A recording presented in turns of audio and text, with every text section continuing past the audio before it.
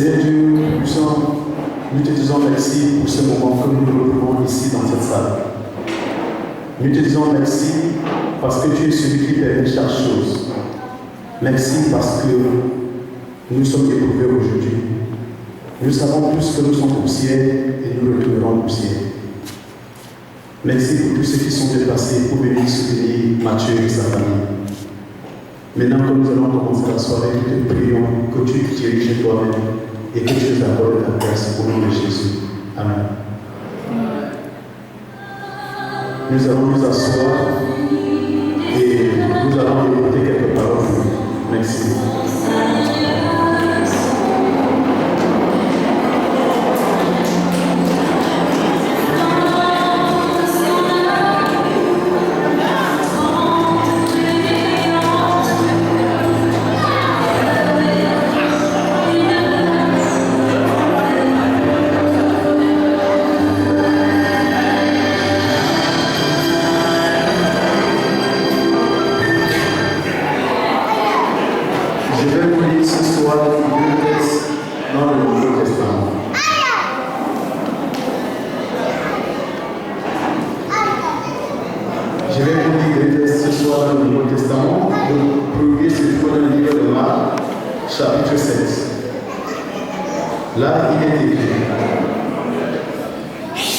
Les pharisiens et quelques scribes venus de Jérusalem s'assemblèrent auprès de Jésus.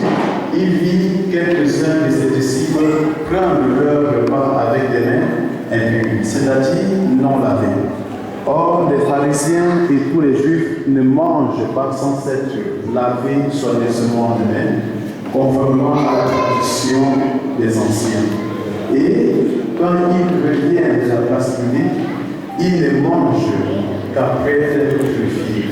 Ils ont encore beaucoup d'autres observances traditionnelles, comme le lavage des cruches et des vases terrestres. Et les pharisiens et les scribes lui demandèrent pourquoi les disciples ne suivent-ils pas la tradition des anciens, mais prennent-ils leur repas avec les mains impures. Jésus leur dit, Isaïe a bien prophétisé sur vous, ainsi qu'il est écrit, ceux que mon ordre élève, mais son cœur est éloigné de moi. C'est en train de dire mon ordre, en donnant des préceptes qui sont des commandements d'ordre, vous abandonnez le commandement de Dieu et vous observez la tradition des autres. Il leur dit encore, vous annoncez fort bien le commandement de Dieu pour garder vos traditions. Car Moïse a dit, honore ton père et ta mère. Celui qui maudira son père ou sa mère sera puni de mort. Mais si elle dit à son père ou à sa mère, ce dont je n'ai plus d'assister est content, c'est-à-dire lui, nous à Dieu.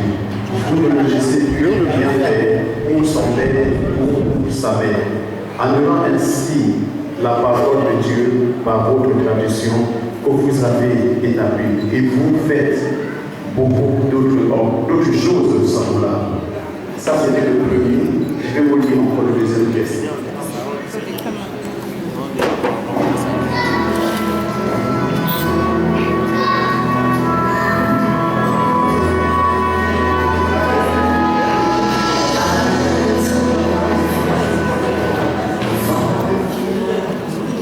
Le deuxième se trouve dans le livre de Luc, chapitre 7 aussi, à partir du 36e verset. Un pharisien pria Jésus de manger avec lui. Jésus entra dans la maison du pharisien et se mit à table. Et voici qu'il était à table dans la maison du pharisien, apporta un vase d'amas plein de parfum. Et c'était derrière aux pieds de Jésus. Elle pleura, et bientôt, elle mouilla de ses cheveux les larmes, puis les essuya avec ses cheveux. Les baisa et les soignit de parfum. Le pharisien qui l'avait invité, voyant cela, dit en lui-même, si cet homme était prophète, il connaîtrait qui et de quelle espèce est la femme qui le touche, et il connaîtrait que c'est une pécheresse. Jésus prit la parole et lui dit, Simon, j'ai quelque chose à te dire, mais parle répondit.